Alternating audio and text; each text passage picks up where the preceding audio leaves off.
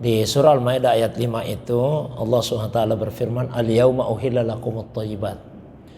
Pada hari ini kata Allah, ini masih rangkaian ayat-ayat yang turun pada saat haji wada, haji perpisahan.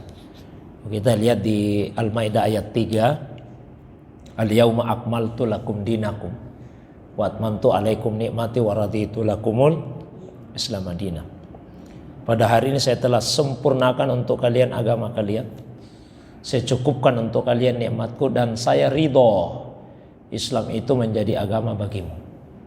Itu di Al-Maidah ayat 3. Nah, di ayat 5 ini al-yauma, masih lanjutannya. Al-yauma, pada hari ini kata Allah. Uhilla lakumut thayyibat. Ya. Saya halalkan untuk kalian at-thayyibat yang baik-baik. Yang dimaksud di sini yang baik-baik sembelihan, hewan sembelihan yang baik-baik halal untuk kalian. Wa ta'amul ladzina utul kitaba hillul lakum. Dan makanannya orang ahlul kitab. Maksudnya sekali lagi sembelihannya ahlul kitab juga halal bagi kalian. Jadi sembelihan Yahudi, sembelihan Nasrani itu halal untuk dimakan. Wa ta'amukum hillul lahum. Sembelihan kalian halal juga, boleh untuk mereka konsumsi. Wal muhsanatu minal mu'minat. Wanita-wanita dari kalangan orang beriman yang memelihara diri halal untuk kalian nikahi. Wal muhsanatu minal ladzina utul kitaba min qablikum. Begitu juga perempuan-perempuan dari kalangan ahlul kitab yang menjaga diri sebelum kalian halal untuk kalian nikahi. Ya. Idza ataitumuhunna ujurahunna. Apabila kalian telah memberikan kepada mereka mahar-maharnya. Muhsinina ghaira musafihina wala muttakhidhi ahdan. Dalam keadaan kalian menjaga kehormatan diri, tidak bermaksud untuk berzina dan tidak untuk menjadikan mereka sebagai perempuan piaraan, ya.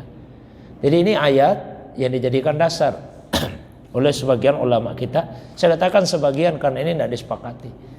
Oleh sebagian ulama kita yang berpendapat bahwa dihalalkan untuk menikahi perempuan ahlul kitab. Karena orang kafir itu dua macam, ada kafir musyrik, ada kafir ahlul kitab. Lam yakunil ladzina kafaru min ahlil kitabi wal musyrikin. Jadi ada kafir ahlul kitab, ada kafir musyrik. Kalau menikahi wanita musyrik sepakat semua ulama tidak boleh. Tapi kalau menikahi wanita ahlul kitab sebagian ulama membolehkan dengan menggunakan ayat ini. Sebagian ulama yang lain tetap mengharamkan dengan alasan bahwa tidak ada lagi kemusyrikan yang lebih besar selain kemusyrikan menjadikan manusia sebagai anaknya Tuhan. Itu juga kemusyrikan. Nah, itu yang telah dilakukan oleh ahlul kitab. Tapi meskipun misalnya katakanlah kita mengikuti pendapat ulama yang membolehkan, kaedahnya di dalam agama itu adalah apa yang dilarang, apa yang diharamkan sudah pasti jangan dilakukan.